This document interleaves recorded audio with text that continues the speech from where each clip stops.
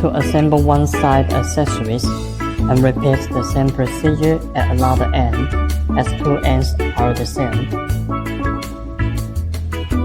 Firstly, we need to assemble the inside end cap, matching the size and covering it on the new nut, using the tiny screw to fasten it. Inserting the screw for series installation. Rotating the outlet end cap to match with the inside end cap, and also use the tiny screw to fasten it. Thirdly, repeat the same procedure at another end. Then we got a finished product that can be bending arbitrarily.